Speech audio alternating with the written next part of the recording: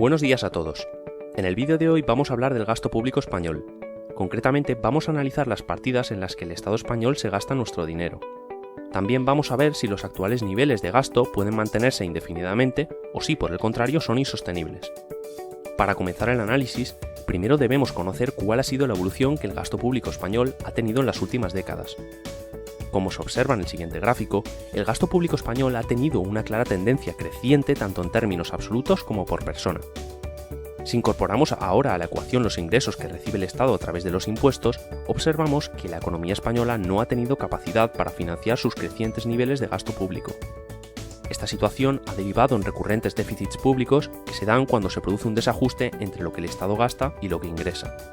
Como consecuencia de estos crónicos desajustes, la deuda pública española no ha dejado de crecer en las últimas décadas. Además, se espera que vaya a dispararse todavía más en los próximos años.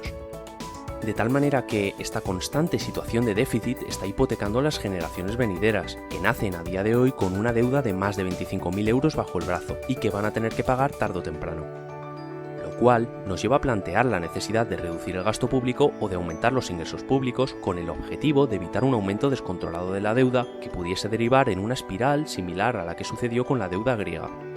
En esta espiral, la economía no tiene capacidad para generar ingresos que compensen todos sus gastos, y que son cada vez mayores principalmente por el crecimiento del pago de intereses de la deuda.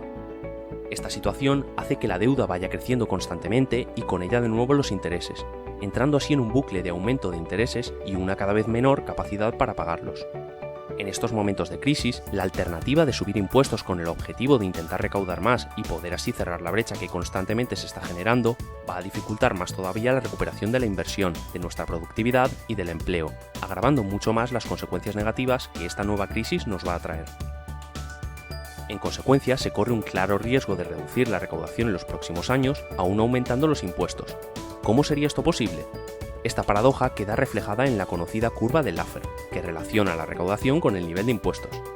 En ella se muestra cómo, a partir de un punto determinado, subir más todavía los impuestos no aumenta la recaudación, sino que la reduce. Esta menor recaudación se produce como consecuencia de la caída en la actividad económica y de las transacciones realizadas que el aumento de impuestos genera.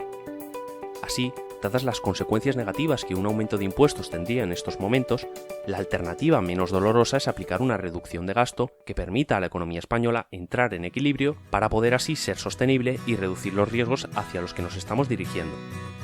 Pero, ¿qué implicaciones tendría en nuestro bienestar que España redujese el gasto público?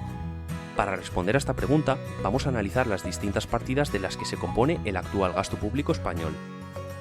En la siguiente tabla se muestran los presupuestos generales del Estado del año 2019. Como se puede apreciar, la mayor parte del gasto público español va destinado a pagar las pensiones. Esta partida no ha dejado de aumentar cada año y se espera que vaya a continuar haciéndolo debido a las perspectivas de envejecimiento cada vez mayor en la población española. Otra de las partidas que más llama la atención es el enorme gasto que anualmente se destina al pago de intereses de nuestra deuda. Estos intereses son los que se tienen que pagar a quienes han dejado dinero prestado a España para que pueda tener una situación de déficit en la que gasta más de lo que ingresa.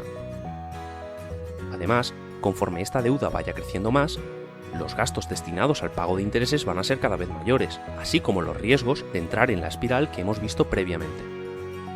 Por lo tanto, todos deberíamos ser conscientes de la importancia de la austeridad y de lograr el equilibrio presupuestario, ya que, al final, el pago de intereses implica una constante pérdida de recursos que podrían estar siendo empleados a otras partidas como la sanidad, la educación o el fomento del empleo.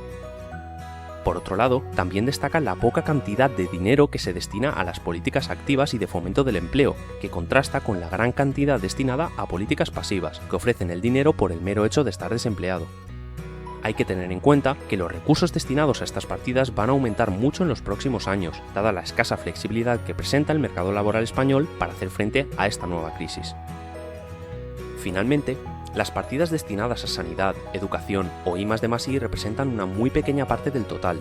Así, si se estableciesen políticas que fuesen responsables fiscalmente, dirigidas a reducir nuestros niveles de deuda, el gasto destinado a la devolución del pago de intereses por la deuda sería mucho menor, y el dinero disponible para estas partidas mayor.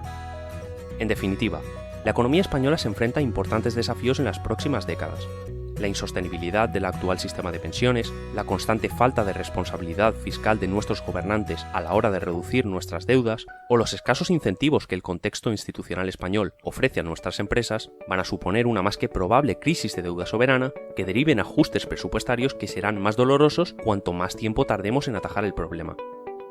En esta línea, la Autoridad Independiente de Responsabilidad Fiscal ha publicado un informe en el que estima que si la economía española se hubiese mantenido en equilibrio presupuestario, es decir, gastando lo mismo que ingresamos durante los años de recuperación económica, la deuda pública podría haberse reducido en 18 puntos, como consecuencia del mero efecto del aumento del PIB. No obstante, los gobiernos mantuvieron sus importantes agendas de gasto durante este periodo, imposibilitando así el ajuste que habría permitido crear un mayor colchón disponible y mayor margen para emplear políticas que atenúen las consecuencias de esta nueva crisis. Muchas gracias por haber visto el vídeo y si te ha gustado no olvides darle a like y suscribirte al canal. Conocimiento en libertad.